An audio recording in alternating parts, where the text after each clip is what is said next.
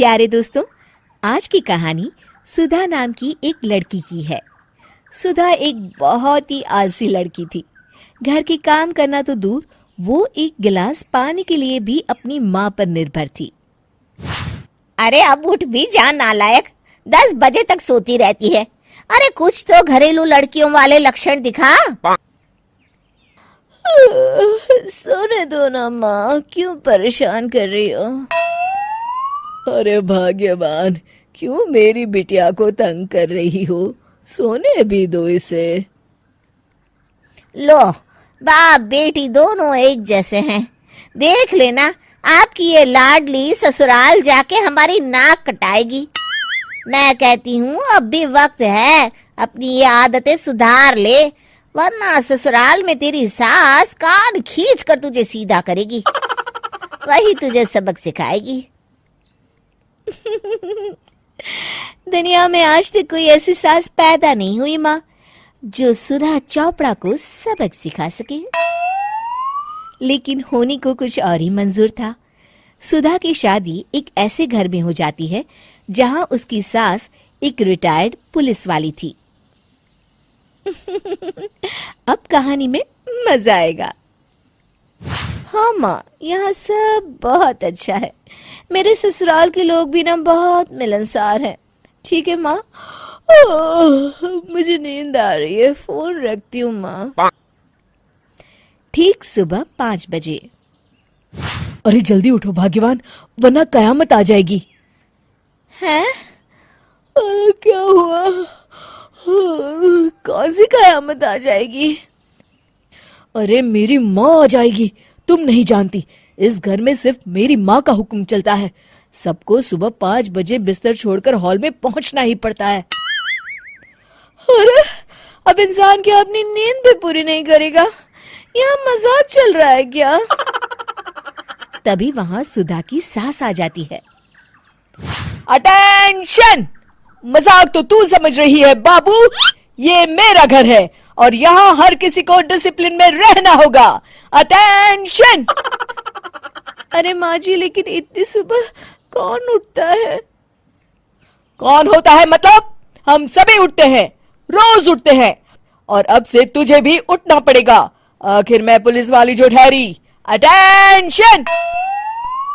अरे माँ जी, लेकिन अब तो आप रिटायर हो गई हो ना। तो क्या हुआ? शेर कितना भी बूढ़ा हो जाए, शिकार करना नहीं छोड़ता।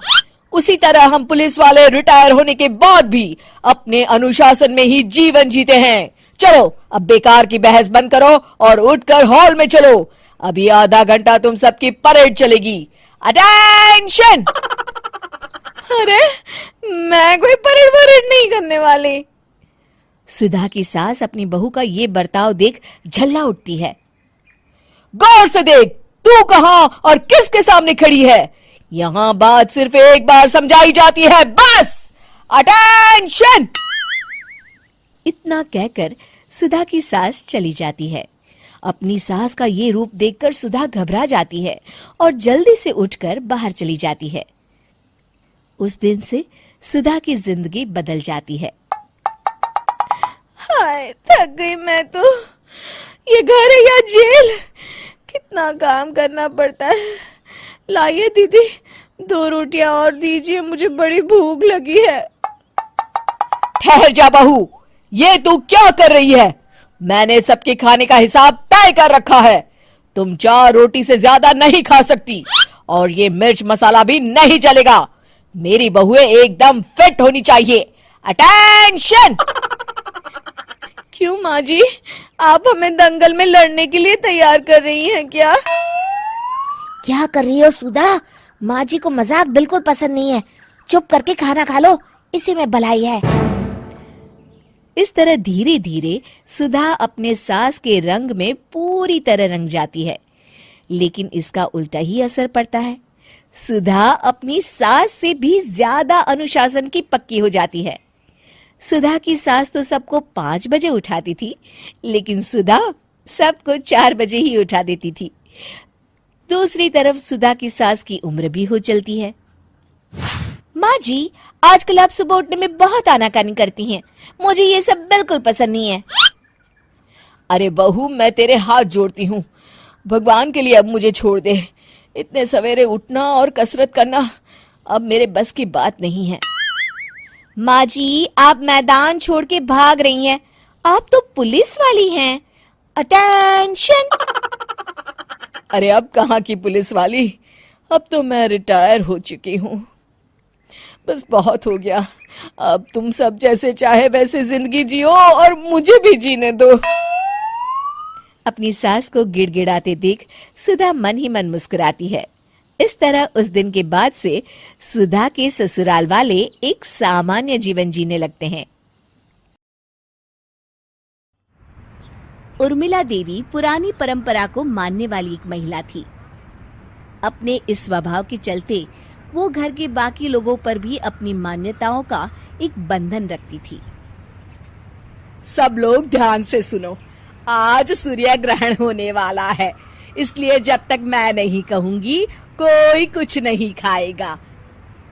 सुधा बहू, पानी में तुलसी के पत्ते डाल दे। घर के सभी लोगों को चेतावनी देकर उर्मिला देवी वहां से चली जाती हैं। थोड़ी देर के बाद नवीन रसोई घर में जाता है और उर्मिला देवी उसे देख लेती है।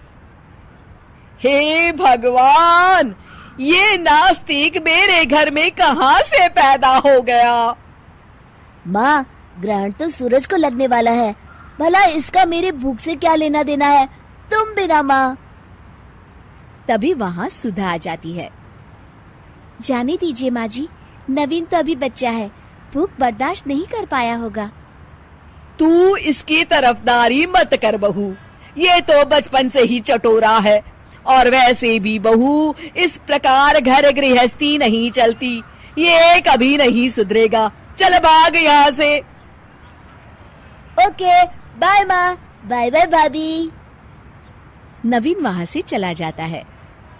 छुट्टी वाले एक दिन घर के सभी लोग टीवी देख रहे होते हैं। देखो, सलमान खान की दबंग 3 फिल्म आ रही है। अरे हटो, सलमान खान भी कोई हीरो है क्या? बहू, आज तो टीवी पर जय संतोषी माँ फिल्म आने वाली थी ना, 8 तो बज गए। ला नीलेश, टीवी का रिमोट दे। अरे नहीं माँ, आजकल ऐसे फिल्मों को कोई नहीं देखता, धार्मिक फिल्मों का जमाना गया माँ। तुम सब लोग आजकल की फूहड़ फिल्में देखकर बिगड़ रहे हो और अपनी संस्कृति को भूलते जा रहे हो। चलो भैया, अब दबंग फिल्म तो भूल जाओ, माँ का आस्था चैनल शुरू हो गया है। तुम लोग नहीं सुधरने वाले, जाओ। इस तरह दोनों भाई चिढ़कर वहाँ से उठकर अपने कमरे में चले जाते हैं। कुछ दिनों के बाद, नीलेश बेटा, तू फटाफट नहा धोकर तैयार हो जा, बनारस वाले पंडित जी आते ही होंगे। तभी वहाँ पंडित जी आ जाते हैं। लो, पंडित जी तो आ गए। आइए आइए पंडित जी, बैठिए। तुम तो जानती हो उर्मिला बहन, हम जल्दी किसी के घर पर नहीं जाते हैं। हमारे दर्शन पाने के लिए लोग दूर दूर से आते हैं। आप तो अंतर्यामी है पंडित जी, आपसे कुछ भी छुपा नहीं है। बड़ी परेशानी से दिन कट रहे हैं।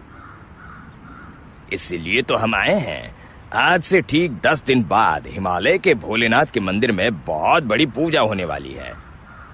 पूरे परिवार के साथ वहां जाकर तुम्हें इन सभी चीजों का दान करना पड़ेगा। फिर पंडित जी उर्मिला देवी को सामान की एक लंबी चौड़ी पर्ची देते हैं। पंडित जी, ये तो बहुत सारा सामान है, और फिर हम सब लोग इतनी दूर हिमालय कैसे जाएंगे? कोई बात नहीं उर्मिला बहन, मैं वहां जाकर तुम्हारे नाम से पूजा कर दूंगा और सभी चीजों का दान भी कर दूंगा। सब मिलाकर 1 लाख रुपए का खर्चा आएगा। वैसे भी साल भर में 2-4 बार मैं हिमालय आता जाता रहता हूँ। 1 लाख? नीलेश बेटा, तूने सुना ना, जाकर पैसे ले आ। कैसी बात करी हो माँ? 1 लाख रुपए कोई मामूली रकम नहीं होती। मैं 1-1 रुपए बचाकर इस घर का लोन चुका रहा हूँ। मैं इन सब बातों पर विश्वास नहीं करता। मुझे ऑफिस के लिए देर हो रही है, चलता हूँ। नीलेश कुछ बड़बड़ाते हुए वहां से चला जाता है। आजकल के बच्चों को तो आप जानते हैं। खैर आप बैठिए, मैं अभी पैसे लेकर आती हूँ। उर्मिला देवी पंडित जी को पैसे दे देती है और पंडित जी वहां से चले जाते हैं। ठीक 1 हफ्ते के बाद नीलेश के घर उसके ऑफिस से एक आदमी आता है। और रोहित, अचानक इतने सवेरे कैसे आना हुआ? कुमार साहब ने ऑफिस के जो पैसे तुम्हें रखने के लिए दिए थे, मैं वही लेने आया हूँ। अच्छा तुम रुको, मैं अभी पैसे लेकर आता हूँ। नीलेश देखता है कि उसके लॉकर में पैसे नहीं है। हाँ माँ, मेरे लॉकर के पैसे कहाँ गए? वो मैंने उस दिन पंडित जी को दे दिए थे। ओह माय गॉड, माँ तूने ये क्या किया? वो मेरे बॉस के पैसे थे, अब मैं क्या करूंगा? और नीलेश अपना माथा पीटते हुए वहीं बैठ जाता है। शिक्षा, जरूरत से ज्यादा आस्तिक होना और एक तरफा सोच हमेशा मुसीबत को जन्म देती है।